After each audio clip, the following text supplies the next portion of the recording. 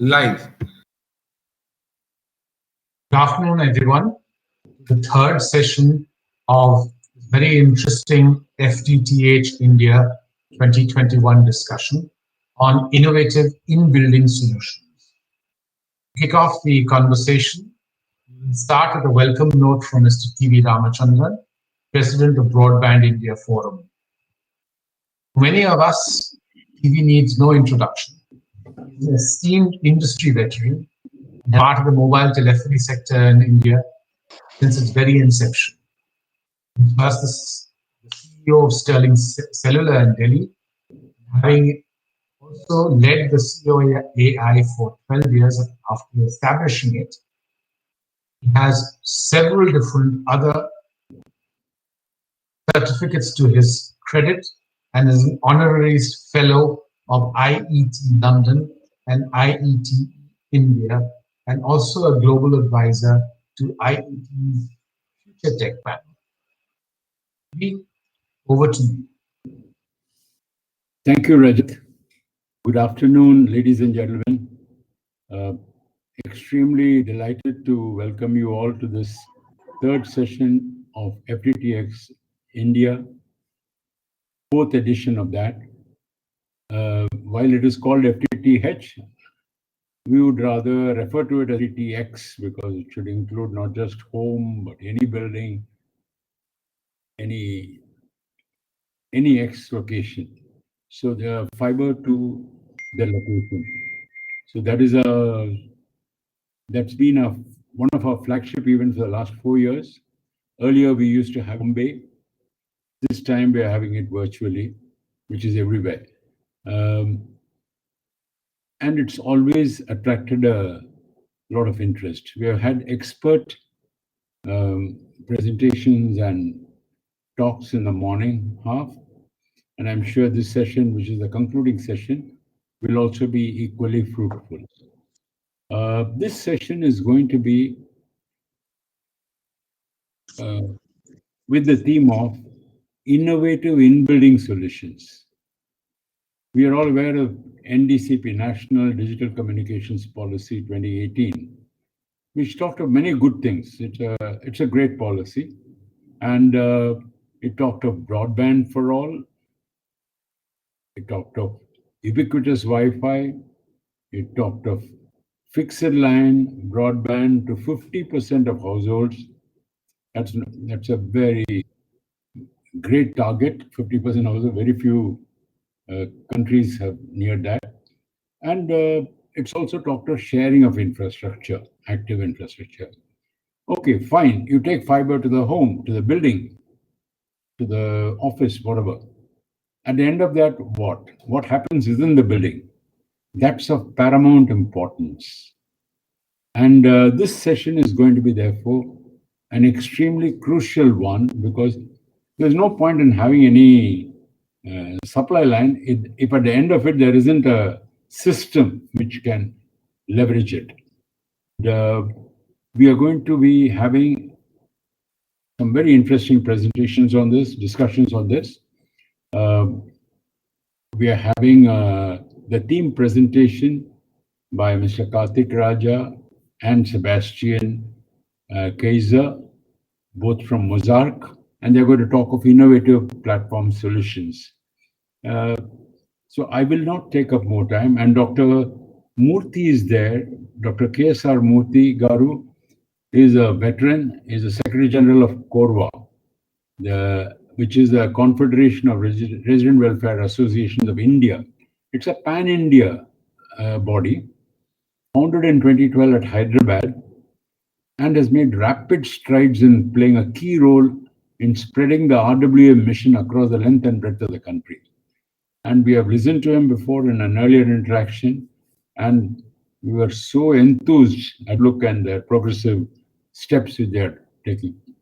And of course, Dr. Murthy would be introduced more formally by Rajat, my colleague, a little later. But I'm saying that we got some stalwarts like Karthik Raja, Sebastian, Dr. Murthy here. So I will not take up more time. I am now handing it over to Karthik and Sebastian, who are jointly going to make the theme presentation on the innovative platform solutions that they wish to present about. Over to you, Karthik. Thank you. I would say a few words about Karthik and Sebastian. Would you Yeah, do that? just before, no, I can do that, TV. Just Yeah. before Karthik joins us, just a few words of introduction for Mr. Karthik Raja. He's the founder of a company called Mozart and has over 25 years of extensive telecom experience in North America and the Asia Pacific markets.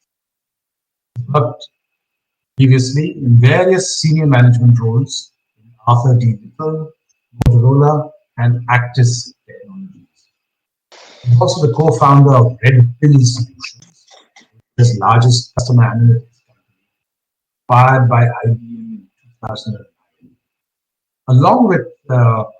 Karthik, there's Mr. Sebastian Heiser, who is the Chief Business Development Officer for the group Mozart. He's an expert in a systematic approach and a strong background in public and transportation policies, regulatory frameworks, and digital services, with a career spanning over 2 decades dedicated to digital and connectivity. He has led and been part of several ambitious projects, especially in the domains of 3G, 4G, and 5G, and IoT and e-commerce. With that, I'll hand over to you, Karthik, along with Sebastian. Go ahead. Thank you. Thank you, Rajat. Thanks for those kind words, and Sebastian and I will go ahead with the presentation. Thank you, TV, for the introduction. Being called a stalwart by TV is more a reflection of age than experience, I think, and that's not such a good thing these days. But all right, I'm just going to get on with the screen share. Just let me know if the screen is being shared and you can see my screen at this point in time. Is the screen visible to you guys? No, not yet. Not yet. It's coming on. Okay. All right. Let me know. I've put the screen share and got this on at this point in time. May I request some help from the back, please, to put the screen up?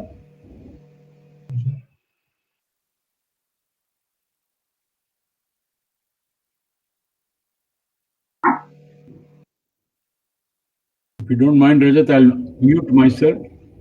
Please. Okay. Is this better now? No, it's not. It's not come up yet. Okay. Came up when you were doing a test, and then now it seems to. I think it's coming up. I have the screen share right now available. Maybe I can try on my side. Yeah, please. Go ahead, Sebastian. We'll try.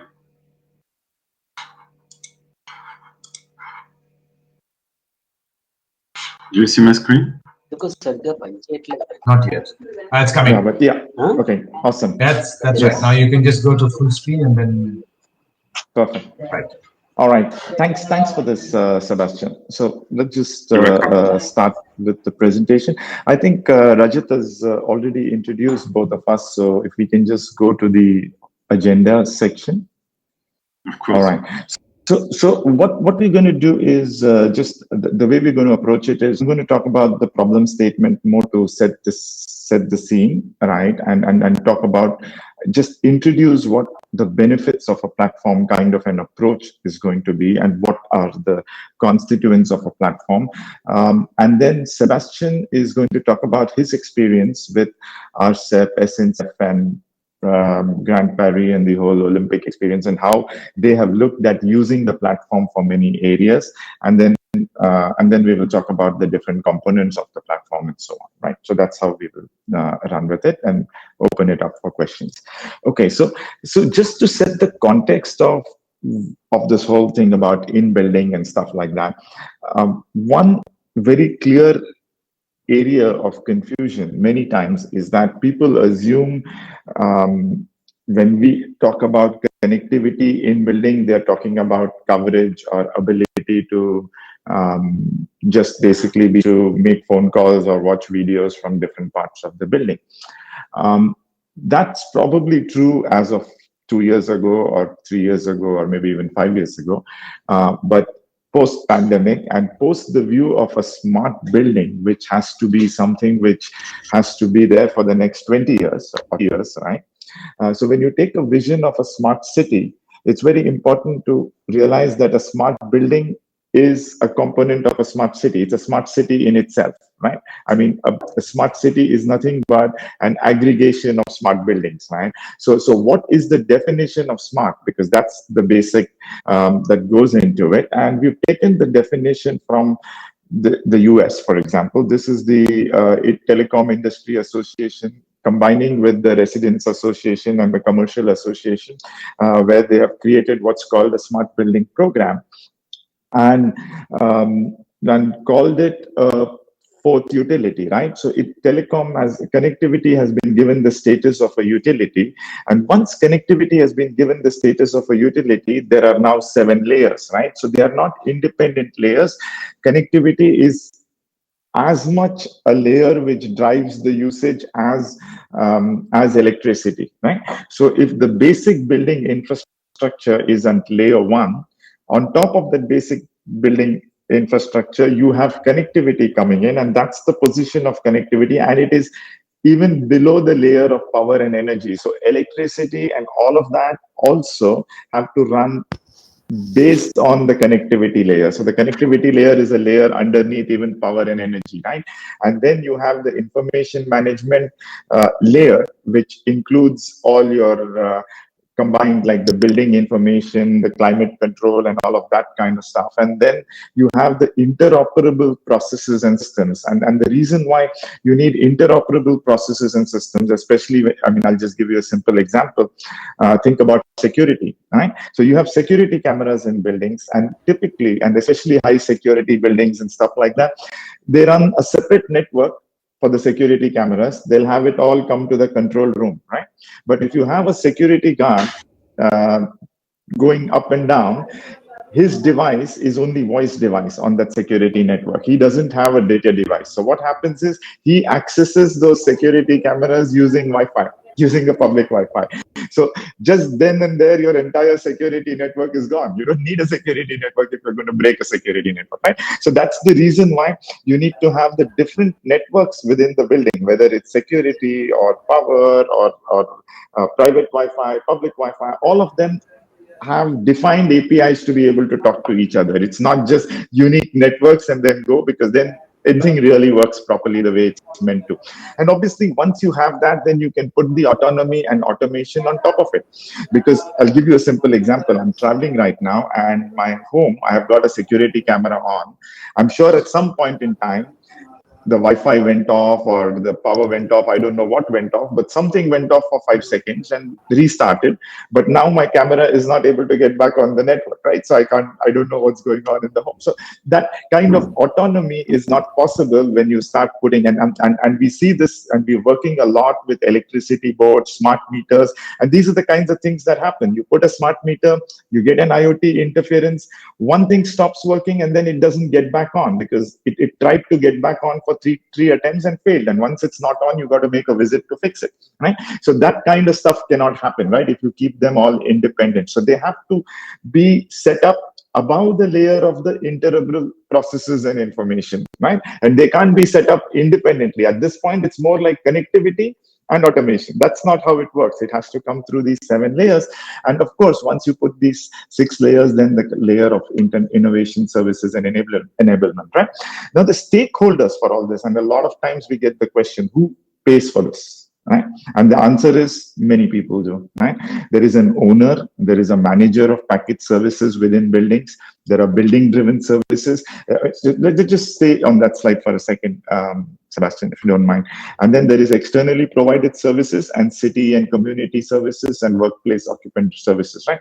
So even, I mean, and especially places like India, when you have got new and very far-sighted technology like a regulation like PM-WANI and stuff like that, you can literally have the manager of the package services or the building-driven services be provided by people like the cable operators and the cable aggregators. So this, or the resident association and the societies can do a lot of these things for profit or for monetization as well. So that's basically how you can look at a smart building integrated ecosystem. Yeah, if we can just go to the next slide. Okay, so think about this today. This is the scenario as of today, right? These are the kinds of communication and networks that happen in any kind of reasonable commercial or high-end residential building, which will happen in the big residential societies also going forward, right? You have a macro cell.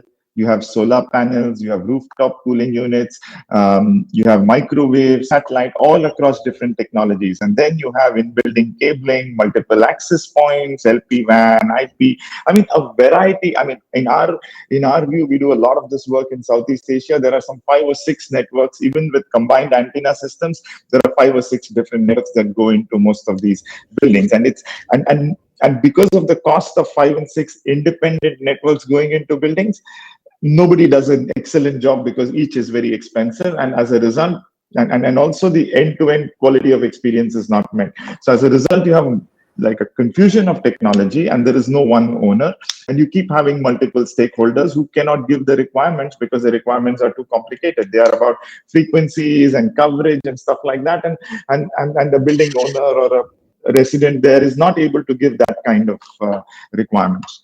Please go ahead. So that's the point here. There's a lot of duplication of work, solo systems, huge cost, and somewhere in the slide we've done some bit of costing, and I'll come to that. But if we can just go to the next slide. The key, yeah, I mean, this is the basic fragmented infrastructure and people-intensive operations. So anytime there is a problem, somebody from that particular network has to come. They take a lot of time. The network guy says, it's not my problem, it's your device or your app. The app guy says, it can't be my problem. The kind of upgrades and maintenance are just so expensive that 80% of the times things don't work. Right? So if you will find that 8% of the time you go and check a security camera, you'll find 80% of security cameras are not working for some reason or the other, right? And that's the reality of the scenario, and that's true across any kind of device that we place at this point in time, and that's the reality. Please go ahead.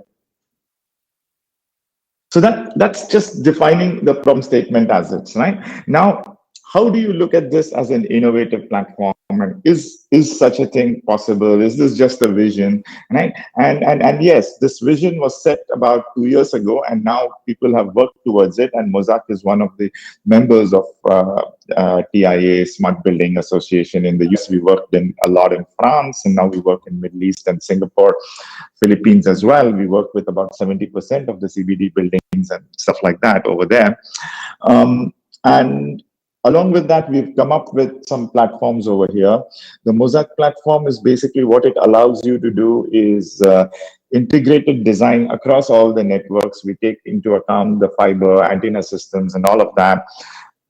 Makes it very easy for a building owner because now there are empaneled users and empaneled installers, so you don't really need to depend on somebody else's expertise. You use a platform to figure out what your design should be, what the cost structure should be, to be able to measure the design and the cost structure simply basis the quality of experience that you want, and then be able to empanel and rate and do things. It's much easier for you to operate. So the platform does the whole thing, right?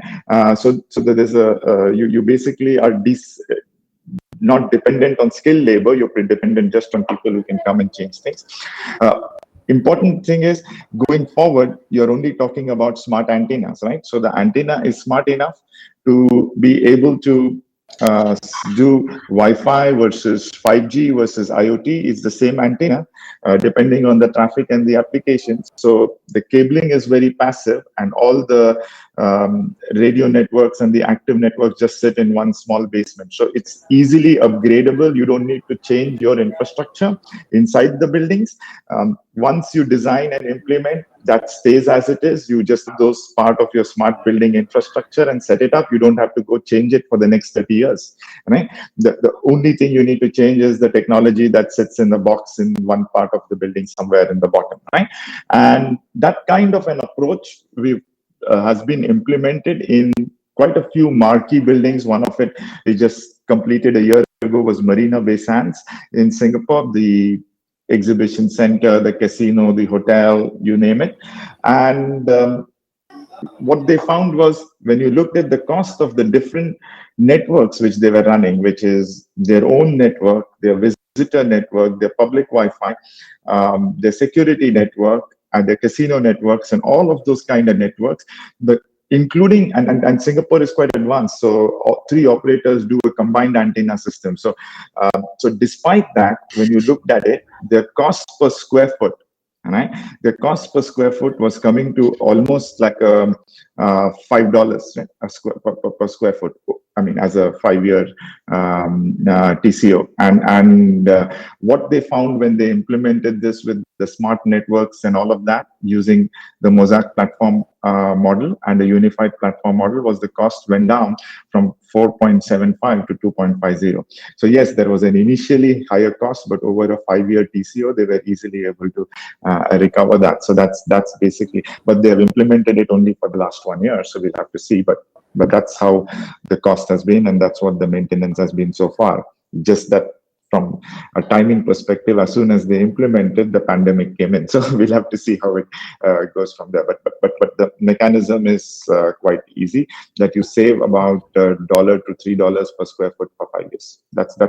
So looking at it and using a platform approach to deploying things. So it's not as expensive as what we think it would normally be to put that whole platform and architecture together.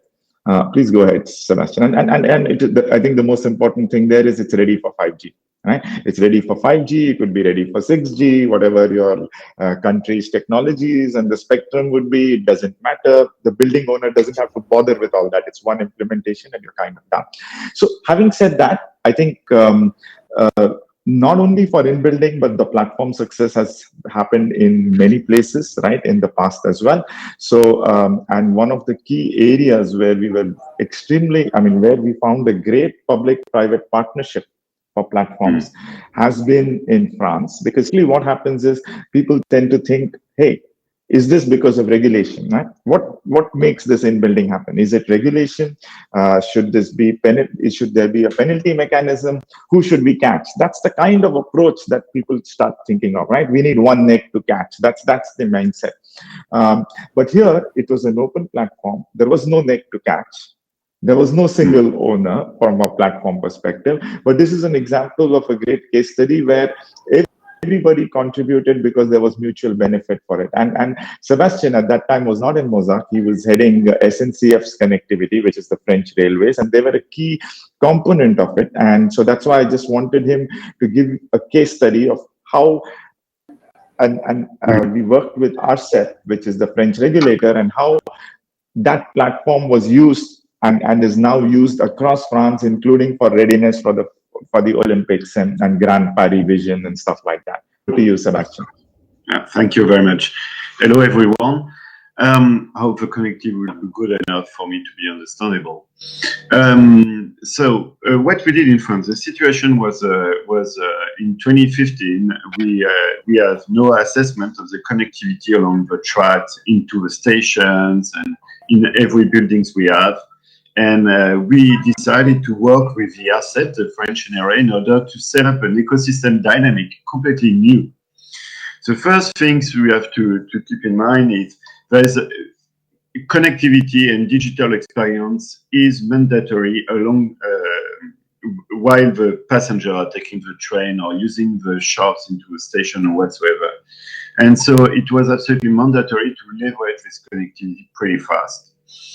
And up to this moment, by 2015, most of the people were fighting each other, MNOs versus SNCF versus the government and so on. They were all looking for who was responsible for what. So we decided to set up a totally new dynamic based on data sharing. So that's what the French and I call a governance by data. And to empower the citizen, our customers, to take part of it, and all the region as well, administrative region of France. So the first things we focused on QoE and not QoS. because what really matters at the very end of the day is to be aligned with users' expectation. And users don't have any clue on technology and on bandwidth or whatsoever requirement asked. They need some very simple and comprehensive metrics, and we need to learn to work on based on QE as it reflects the user expectation and needs. Then we need a credible source of data, because if the data is not credible enough, there will be a technical discussion who will never end about is it that data right or not. So we set up a guarantee with the ARCEP, the French NRA, for all the data produced and gathered. Easy collection was absolutely key on the French territory and along our 30,000 kilometers of lines and 3,000 stations. So we push a crowd testing approach in two parts. The first part was with the citizen. Everyone could use through simple white label tools, some crowd testing in order to assess by themselves the experience they were living in our transportation system. And we also deliver a white label tool for all our employees taking the train or working the station in order to assess the difficulties, the pain points they were facing based on connectivity experience. Then we automated all the process with the ARCEP, and Mosaic was in the loop everywhere, at every stage, because we build up between Mosaic, the ARCEP, and government and STF. And we automated the process based on the platform provided by Mosaic. So every assessment did by citizens of our employees at SNCF or the campaign done for the ARCEP were gathered into the same one platform. And it was the way we could assess what are the opportunities to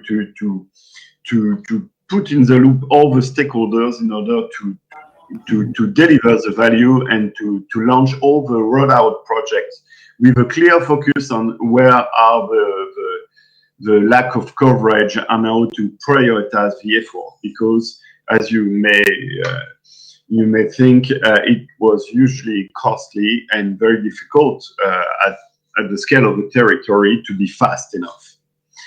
And we decided to provide only positive message. So the nudge was very useful, and we use it only for good and positive highlight, never negative. We were talking of a partnership of unchecking between MNOs, SNCF, government, in order to provide the better experience for the best experience possible for our citizens or customers. Customers of MNOs in our train and station, customers of SNCF taking our system, and citizens of the country. And the public sector assistance was huge. We also use the auction, the spectrum auction, as an opportunity to add some counterparts for delivering the connectivity along the tracks and the stations. So that's really important to have in mind, that it has to be clearly understandable, and that communication and positive ecosystem dynamic is key in order to be very fast and open-minded. So that's a sample of what we implement. Here you can see the platform, the QE platform provided by Mosaic and used by the ARCEP, and I get more or less the same on the SNCF side, which more feature for our employees. And we are getting all the metrics coming from QE, voice and data, from crowd testing for campaign and for professional crowd testing and so on. And we worked on a shared responsibility with the MNOs and the ARCEP in order to leverage then the connectivity and to focus on the dot point mostly. We were very supportive of the ARCEP, and especially Sébastien Sareno, who was the president at this time, because he really had a strong conviction on how the regulation, what was the future of regulation.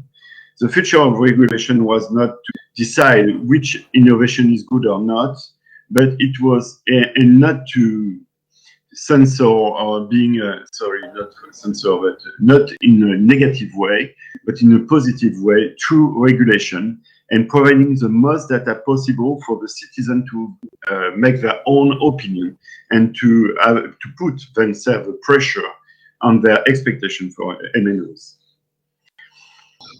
This is some of the KPIs I was using at SNCF, and you can see how dense the coverage and the assessment was done, and we made a lot of progress. Here some ideas. In 2015, we were about 68% of coverage, of QoE in our train, which was not good at all. And now we are close to, in Paris and suburbs area, we are more than 90% of QoE satisfaction. And in the backyard country, we are close to 75. So it was a huge rollout, and we covered about more than 100 kilometers of tunnel. Based on all the analysis we were sharing between MNOs, government, and regulator and us. That's it. So, thank you very much, Sebastian, for that very, very interesting discussion. I know I have a series of questions, but this is not the time for questions. We will ask you questions later. In the meantime, now I would like to introduce our next.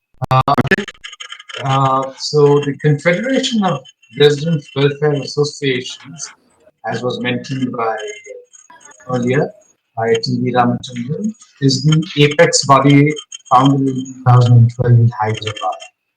Dr. K.S.R. Murthy is the secretary of this Confederation of RWAs. He is a very learned and knowledgeable person. Dr. Murthy has led India's first ocean expedition in 1981. He is a PhD from the Council of Scientific and Industrial Research, CSIR, former emeritus scientist at the National Institute for Oceanography, and notably winner of the National Water Awards 2018. Murthy Garu, it is a real privilege to have you with us this afternoon. Thank you so much for joining us. Over to you. Yeah, absolutely. Yeah. Thank you once again. A few days back we all met, and I am very much grateful for the opportunity given by WAF to join this virtual summit. In fact, it appears as if I am an odd man out here because it's an entirely different field. My way of work, and to some extent maybe my research work is related. Basically, I am an ocean researcher. After my retirement in 2000, because the next speaker is not available from our side, I think I have the liberty to take some time for some introduction. So, yeah, thank you. We want to listen to you. So, after working in the ocean side from 1973 to 2008, I continued, of course, the same research till 2016. Simultaneously, I am involved in this residential welfare activity as a sort of social activity from 1993 for about 27 years, 28 years. What I am saying is, the other day also I have slightly spoke about it. The residential welfare association is the basic unit for our service. We take care of all the civic environment, civic issues of this residential welfare association through community approach. So for those of you, most of you may be aware, so that is how an RWA is something like a conglomeration of so many apartments and all that. So in a city, for example, like Visakhapatnam, we have about 130 RWAs. Entire city Visakhapatnam. Like that, Hyderabad, so many cities in India, there are so many RWAs are there. So each city has got what we call it as a chapter of RWAs. So in a state, there may be so many cities. So for a state, we call it as a federation of RWAs. And all these federations of RWAs combined together in the entire country is the apex body, CORWA, Confederation of RWAs. That is how we work. And already told Sri Ramachandran ji and others the other day when we have spoken, we have got a very good communication approach. All these RWAs, right from the basic unit to RWA to state to chapter level, state level, federation level, and confederation level, we have the WhatsApp communication, we have website, constant interaction and all that. The basic objective of our mission is to provide a healthy and happy environment to the residents. And we constantly interact with corporations, other civic bodies, and we We'll sort out as far as possible in a smooth and fair approach. We'll try to coordinate and then sort the civic issues. So that is how the configuration of RWS. For example, I have developed through my service for the last about 20 years. I have developed some expertise in rainwater harvesting. So there are people who have got national award also in the as a third best RW in the entire country for rainwater harvest, how to conserve and manage water. And we have even brought the water level up in our area rather than going down in this water crisis. So that is the rainwater harvesting. Some people work on the solid waste management and waste segregation, composting, and all that. Plastic, disposal, banning the one-time use and all that. Pollution, greenery development. These are the several issues under which the RWS work daily. They meet very often. They organize seminars. They create awareness programs to the residents. This is how an RWA and the Federation of RWA or Confederation of RWA. This is how we work. And the RERA is part of us, real estate and all that, and controlling the unholy activities of the and the building side and all that. That is also part of our activity. So now the other day also, after the initial meeting last week with you, I was wondering how exactly we can fit in this broadband net how best we can be a good stakeholders. No doubt we'll try to cooperate as far as possible, whatever way it is required, because we have a network. This is all network. We have a different network. We have a network of RWS throughout the country. We have communication system. So how best we fit it in the situation, that is one thing. Second thing is, when I was working in CSIR NIO, we have a headquarters at Goa. We have regional centers in different places. All these headquarters and all the regional centers are connected by broadband. So in those days itself, I am telling about 10 years back, there is no file work. Everything, all approvals, everything, all administrative work is broadband network only. So whether I am wondering whether such a thing, taking the RWA as the basic unit, such a network can be established between different RWAs and state federations and Korva at Hyderabad by a broadband network, so that all communications, daily activities, administrative activities can be, I mean, be hypothetical, but this is one thing where we can how we both can interact and how we can be benefited. You are also discussing, of course, the broadband network in individual apartments, multi-complexes, and all that. So that is how it's only a beginning was made about few days back, but now it is very essential to sit at different times and then see how our RWS can be benefited and how we can give you the best feedback possible with the network available with us. This is what I want to say briefly. I was told that I will do in about 2 minutes or 3 minutes time. Initially, I want to tell. Anything else is there, I can always clarify. Thank you very much. Thank you, sir. Thank you so much, Murthy Garu. We look forward to being able to work together with you on several different areas, and this is truly going to be a huge project moving forward. Let me not wait and go straight across to our next speaker, Sanjay Pant. Sanjay Pant is the head of civil engineering at BIS and holds over 32 years of rich experience in diverse areas of civil engineering and building, including planning and housing, National Building Code of India, buildings and facilities for persons with disabilities, sustainable development, and quality control. Authored a series of papers on standardization, consumer protection, quality assurance, and several other important to the area of standards.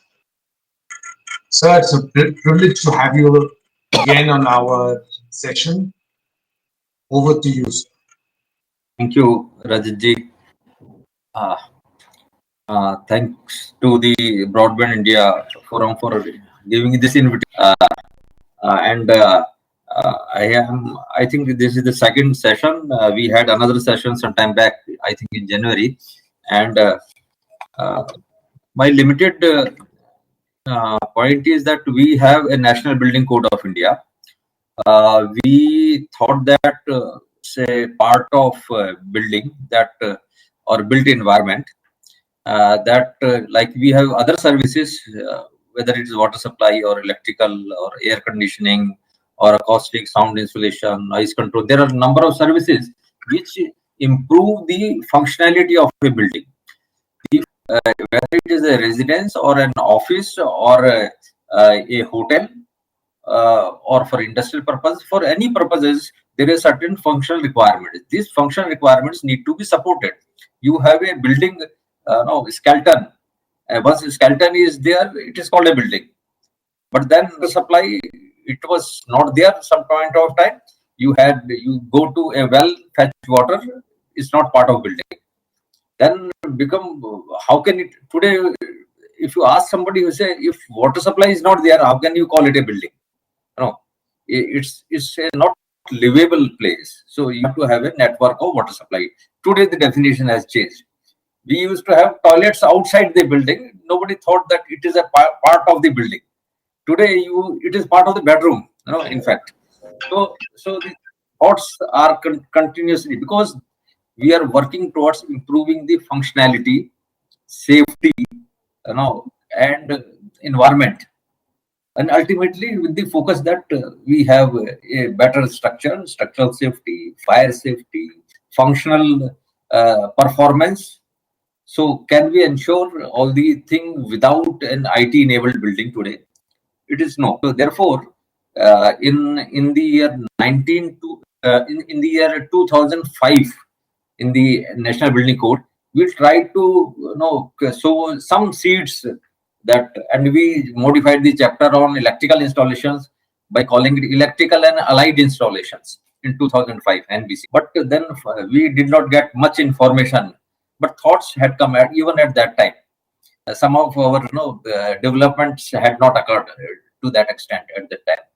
But in 2000 NBC 2016, by the time this subject had become full-fledged, a subject area of understanding, we introduced a new chapter. Somewhere the drafting started in 2013 itself. So you can say some 8 years back, this draft was prepared. First draft was prepared. So today, we thought we were quite advanced the way we prepared at those times. Understand that it requires a lot of improvement, and the scope needs to be modified, enlarged, and more guidance should be there, because all those talks that we are now working on, I think last meeting also we thought there are issues with the builder interface with the RWA, the individual owner. So we can, that's the kind of solution, because standards are nothing but solution to repetitive problems. For a common man, this is the definition of language. Standards, solution, feel that this situation is arriving very often. So can we have a standard solution to that? So that's why standards come. That's why a chapter in National Building Code on IT-enabled buildings.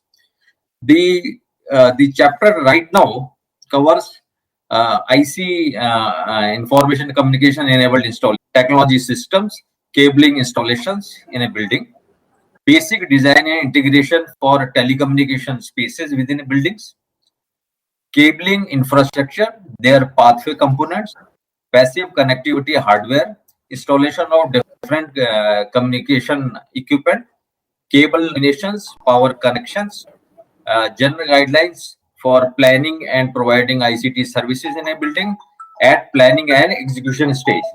So these are some of the, now this, I hope that everybody has already gone through this chapter, and now I think we should go to the next level, that the forum should create a small working group and revisit the chapter and see, try to suggest broad bullet points where this chapter should be rewritten. I don't think minor there will be suitable in today's context. So how the entire thing has to be written, the revised broad contents of the chapter, then we can have an interaction between BIF and other stakeholders and BIS, and to improve upon the broad content, then filling up those contents, and then we'll do a sort of a agenda under which the entire chapter should be rewritten properly. We BIS will start holding formal meetings. We'll co-opt BIF and others also as members who are not there at that time. Now they are also important, will also be part of our team, part of BIS team, and then we will. So that is the fast track method. We should once this NBC is a voluntary document, so a model code for adoption by the local bodies and other building professionals. So it is used by the local authorities, municipal corporation, municipalities, development authorities, and the like, to frame their building bylaws. That is one authority. So it is important that they have a model bylaws to be adopted. That's number one. Number two, by the building construction agencies, builders, developers, contractors. So they must also have, be it L&T or other housing organizations or government or private construction agencies, have a document to depend upon. Bylaws may not have everything, but so that they can fall back on the document for guidance for anything to be done.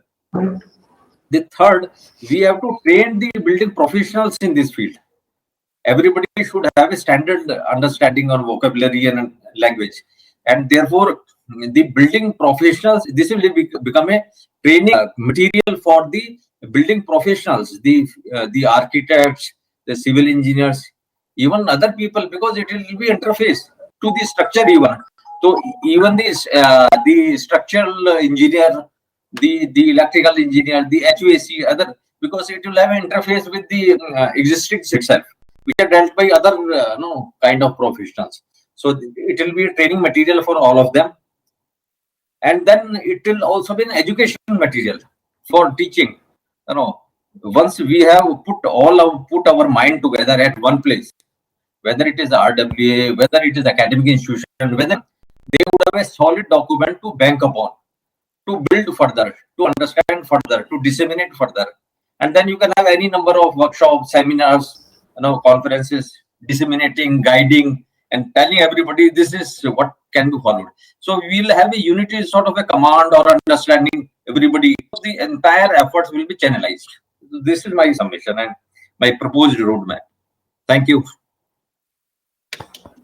Thank you so much, Mr. Pant, for those very concise and specific thought processes. We will definitely try and create a working group, as suggested by you.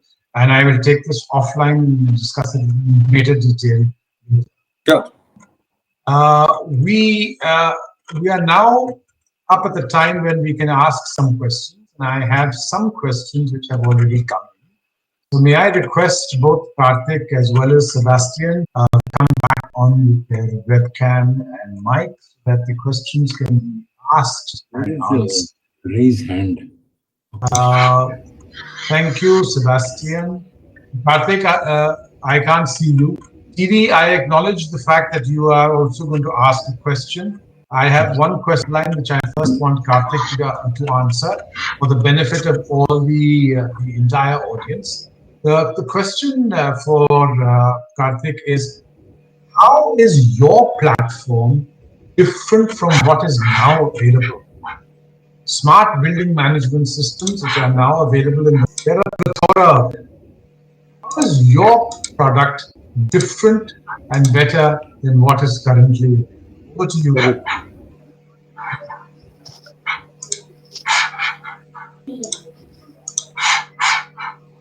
Karthik, I think you're on mute. Yes.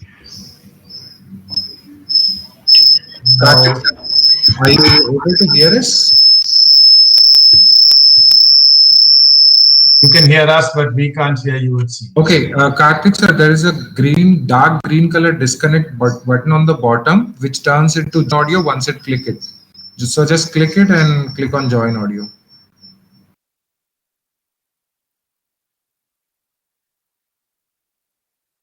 Hello. Yes, now Yes. you're.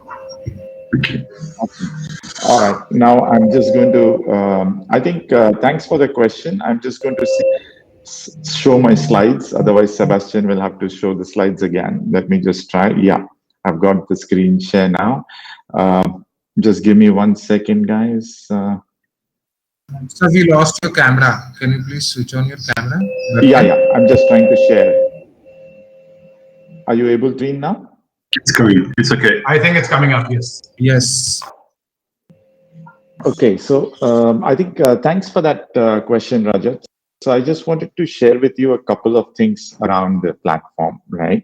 All of us in buildings now have heard of the LEED rating, right? So this is about platinum, gold, silver certified ratings and stuff like that, which pretty much drives any new building, square foot rates, rental rates, and all of this. This has now become a very good rating purely on clean energy. What we try and do is get connectivity up to a similar rating, right? Again, like I said, huge body where we have set this up with. We worked with a huge body called Smart Building Group to come up with a rating.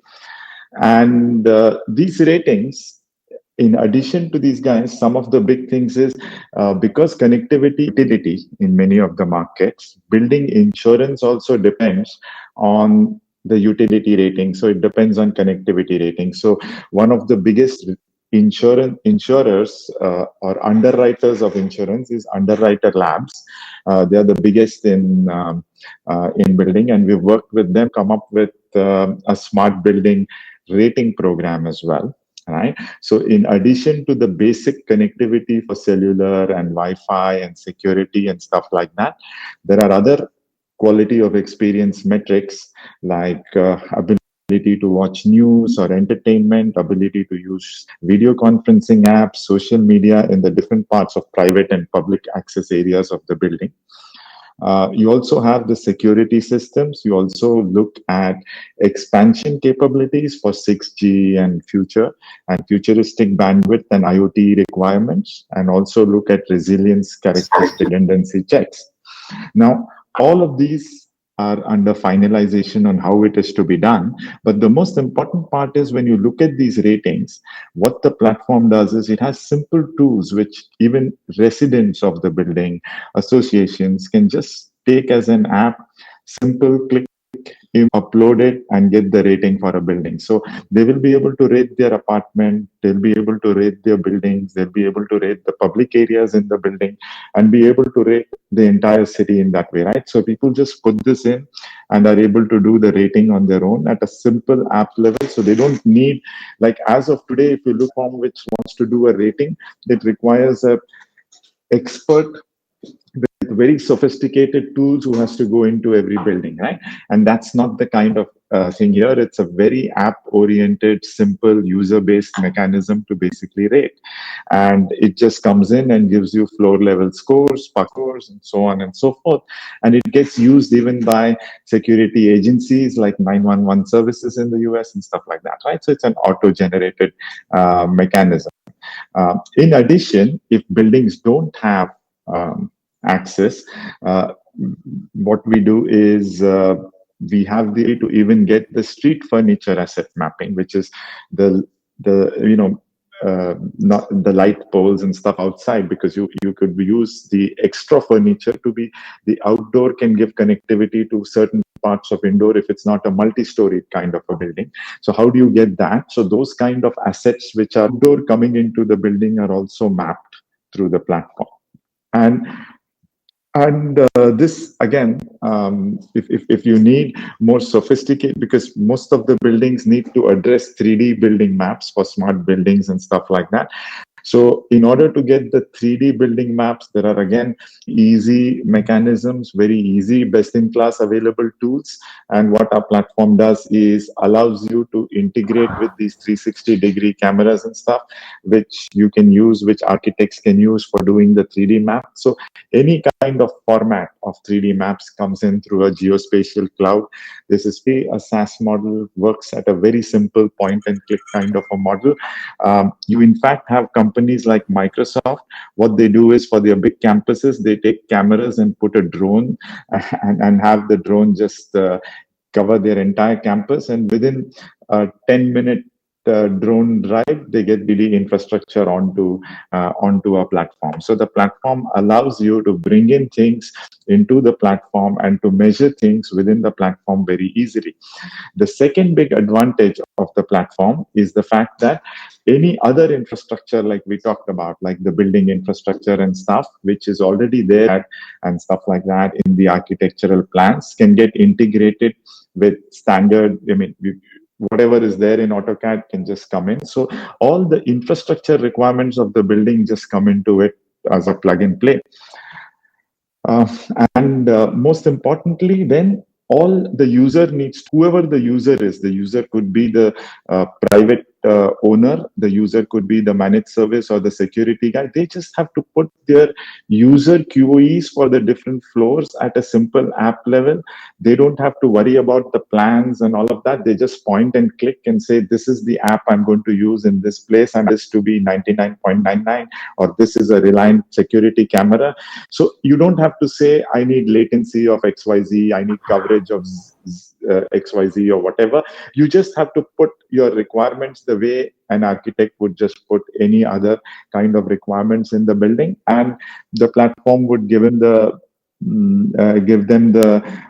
architecture of the connectivity and the bill of materials, so they can just keep playing with the architecture and the bill of materials to get the budget that they want. As a result, you can just go and implement it and then use the platform for maintaining the building apart from continuous rating.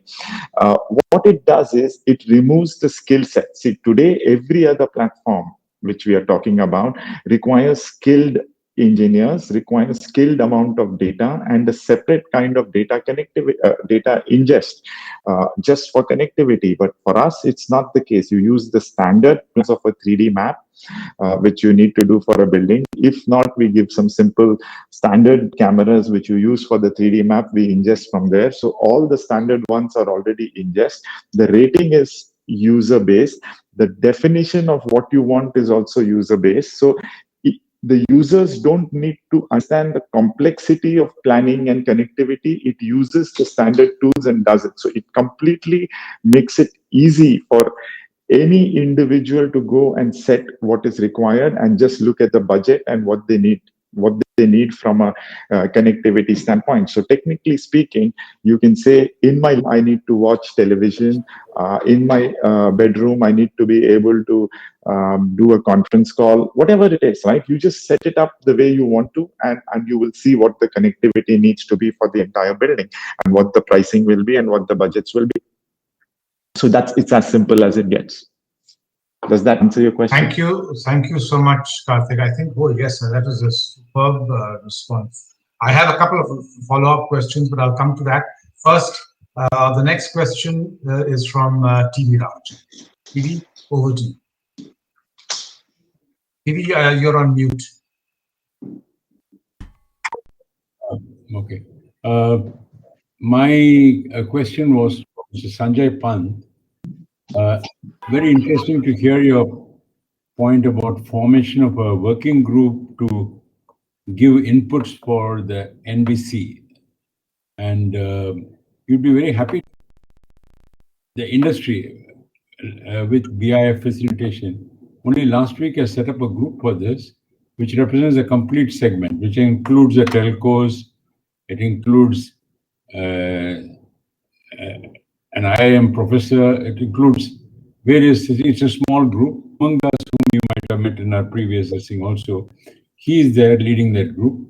So we will, I hope we could interact with you on that if you think it is appropriate on the building. I'd be happy to. Yeah, I agree. Thank you. Thank you so much, sir. Looking forward to that. Your suggestion is just making it easier for us to kick off the next step as well. Karthik, I have a slightly more philosophical question. It's the body which requires everything to be standardized. Networks are disparate. They're 3G, 2G, 5G, 6G potentially. ISP, all kinds of different networks. And the most crucial part about these networks is their interoperability. And then overarching all this is the element of innovation, which brings new solutions and a new vibrancy to be able to develop solutions, services, and improve the quality of experience for all customers and for all usage patterns. How do you activities are things that you have done and you are presently doing? How do you marry these three together? You have innovation, you have interoperability, and you have the adherence to standards. How do you marry these three? Since it's a philosophical question, I'll give you a philosophical answer. So just seeing the background on Mr. Pant's office, right? This just takes me back to geography days when we talk about maps and atlases, right? And what's the key thing that any map tells you? It tells you distance. About scale, it tells you distance. Now let's think about how we use Google Maps today. The last thing in Google Maps is the smallest thing in Google Maps that you use is to see distance, right? You use Google Maps to see what is the time taken to go from point A to point B. Or if I'm a tourist, it says what of interest along this way for me to map the points of interest to go from point A to point B so I can take a route in some way. Or in markets outside of India where there are toll roads and stuff like that, you may want to say, I want to take not the fastest route, but I want to take the cheapest route, which is the freeways and not the tollways and stuff, right? So metrics can keep getting added, but the most important thing here is the philosophy has changed from distance to time. That's basically what has happened, right? And that makes other advantages go away. So if you're talking about 2G or 3G and you talk about QoS and you talk about standardization of QoS, any standardization you do would be basis the technology that is available today and the technology of the past. We can't predict the technology that is going to be available in 5 years' time.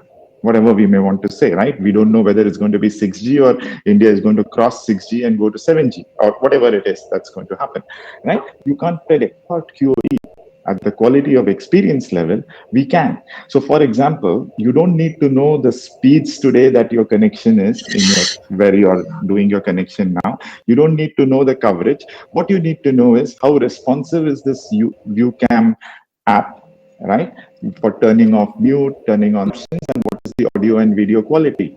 Now, that kind of metrics, if you keep, then you go against, you future-proof yourself from a technology standardization. You focus more on a QoE standardization.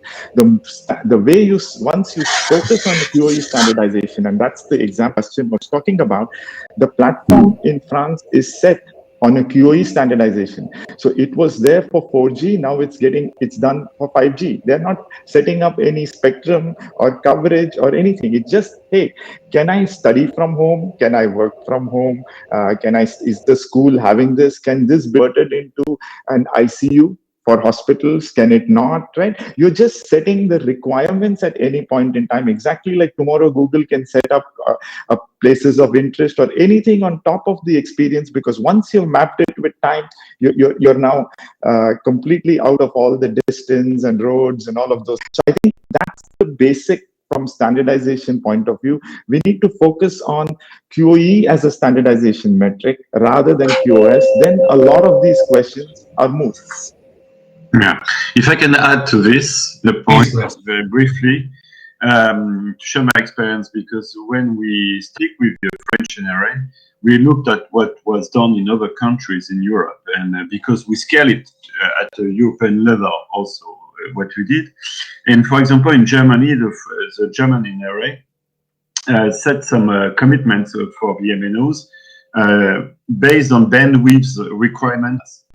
Unfortunately, the bandwidth requirement was fulfilled by the MNOs, but the antennas were not targeting the train. So they were fulfilling the requirement, the legal requirement, but they are not providing any user experience at all into the train. To shift into the QoE assessment, because first, the rollout could take a long time to complete the coverage, but the user expectation will grow faster than that. And if you set up any technical requirement as mandatory, you're late. As soon as you finish your deployment, your rollout, you're already based on user expectation. But if you still assess on QE, whatever the use case the users wants to use, maybe 5 years later, if you, as Karthik mentioned, if you say 5 seconds is acceptable for the launch of the usage of it, it will remain true in 5 years, whatever the technology behind. So VMNOs, it's a never-ending run for VMNOs. They have to provide all the connectivities in order to deliver the quality of experience. And if you think of the platform, nowadays, most of the time, the asset management system are based toward efficiency. So is my system is working properly or not? But they are much less focused on efficacy. Is the service at the level I want to deliver as a user and customer? Because we are using more or less, for example, in our station in France, we are using a lot of management system, but they are toward efficiency. We don't know if the client is satisfied with. We think that because the escalator, for example, the lift is working properly, that the customer is happy, but maybe it's not. All the philosophy of Mosaics approach is based on QE, so final user requirements and satisfaction. That's why you can abstract the technology part. And I'll give an example. Sorry to interrupt, Sebastian, but I'll give an example which Sebastian himself used brilliantly in SNCF, right? There is no coverage in the tunnel, right? Or there is going to be poor coverage in the tunnel. Because the QE, it knows that, what all he did in SNCF was sent a message to people 15 minutes before saying, for the next 15 minutes, you're going to enter a poor coverage area, right? And so don't download or don't use. And all. People know that there is a constraint, they will work around the constraint. It's exactly like Google Maps. You know that it's going to take 1 hour, you'll work around that 1 hour. It's when there is a surprise that there is a problem. So people work around those constraints, right? One of the biggest things with railways has been, and this is true even of Indian Railways, the biggest complaints when you see about the food in Indian Railways, right? And it's not even as a revenue system, it's not even something which comes in the top 20 pages of Indian Railways revenues. But if you see the user feedback on the Twitter, the top 10 complaints, 7 will be, hey, the food was not warm or the food quality was not good. CF and stuff, they just said, hey, you can use the Swiggy's or the Zomato equivalent. These complaints just disappear because once you get the connectivity and solve it, the railways solves a lot of its infrastructural constraint-driven issues by just informing people what the expected experience is going to be. And that's the philosophy, right? You're open, you share. For example, we set up that in Germany with Deutsche Bahn, which is as big as SNCF for railway transportation system. And in Germany, we worked with them to set up a KPI. I didn't use it in France for other reasons, no matter. But in Germany, we for the users saying, at this point of your line, now it is 99% or 95% sure you can give a call for X minutes. At any point of the travel, they know how long they would probably succeed in giving a call. It's much more important than knowing that the voice will be top notch or whatsoever. You know that if you pass your call now, you have at least 5 minutes quite sure to give your call, 10 minutes. And that's really important in terms of user experience for people into the train, for example. And it's Rajat, if you're in an office and you know that this particular cubicle that you are in or this particular conference room that you're in, you can only do audio for 20 minutes and the other one you could do video without interruption for 10 minutes. You will manage your conferencing accordingly, right? And I think that knowledge and that transparency is very, it should be completely transparent from end to end. And then people will work things out. And yes, and more the demand is, people will supply more, right? I mean, there will be, you got the PM Wani coming in, you'll have different people come in and fill the gaps because there is so much demand for a conference room having higher bandwidth. But if you don't have the transparency in the phone, where to go and become entrepreneurs first? Very true, Karthik. Thank you so much, Karthik and Sebastian. TV, do you have any questions that you would like to place to anybody, either Mr. Pant or Murthy Garu? No, not really. No. So it falls on me to then wind up this session really and offer a vote of thanks for an extremely invigorating session that we started early in the morning at 10:30. We had an array of very starting with Mr. Rajiv Talwar, CEO of DLF Developers, and that was followed by the chief guest, Mr. Vivek Bansal, who's the director at BSNL. We had a series of industry addresses from Mr. Yugal Kishore Sharma, One OTT Entertainment Limited. We had another industry address from Mr. Olper Turkin, Senior Vice President and Service Provider for Asia Pacific from CommScope. Then we had a series of special addresses, one by Rakesh Kumar, who's the CTO of Bharti Airtel, from Mr. Puneet Garg, CEO Enterprise for SmartFriend, and Mr. Dheeraj Sharma, Senior Vice President Technology for Fixed Works for Reliance Jio. We also had a special address from the Chief Convener of the Confederation of Residents, T.P. Tyagi, which ended the first session. The session was simply an inaugural session, but it was an extremely interesting session. Session 2, which started immediately thereafter, was on technical business. Session theme was FTTH technology innovation, key business drivers, and a successful future business model for digital India. We had an extremely interesting presentation from Mr. Paul Hubbard, Director of Business Development and Network Connectivity, where he concentrated on the importance of ODN infrastructure stability to support migration to next generation networks. We had another excellent presentation from Sri Manohar Raja, Executive Director at RailTel. We had another theme of Beyond Broadband, Converged Access and Backhaul for Profitable FTTX Rollouts. This was presented by Mr. Arnob Roy, who was co-founder and chief operating officer of Tejas Networks. I'm afraid I dropped out after that and I wasn't in any of the other schemes. But then we came on to our third session on innovative in-building solutions. Before I go any further, I think it's important for me to also recognize the sponsors for the sessions today.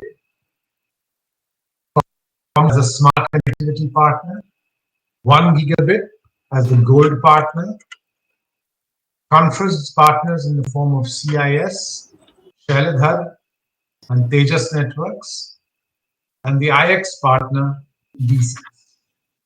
The media partner today for communications and the knowledge partner, Broadband India Forum. It's been organized by Bharat Exhibitions. And with this, I would like to thank each and every one of the speakers, both in session 1, session 2, and this session 3, for their making this FTTX session another valuable one in the phalanx of webinars that we have held in the past. Thank you all very much, and I look forward to seeing you all again in the very near future. Murthy Garu, thank you so much for joining us and being with us. Thank you. Sanjay Thank you, Pant, sir. I look forward to coming back to you on the creation of the working group. And Karthik and Sebastian, as always, superb to have you in anything which is interactive of this nature, and your technical responses and the ability to be able to get back to us as the bedrock and foundation for putting it all together. What can I say? Thank you so much. Thank you. Thank you. Thank you, everybody. Have a very good evening. Have a nice evening. Thank you. Thank you. Thank you, Rajat.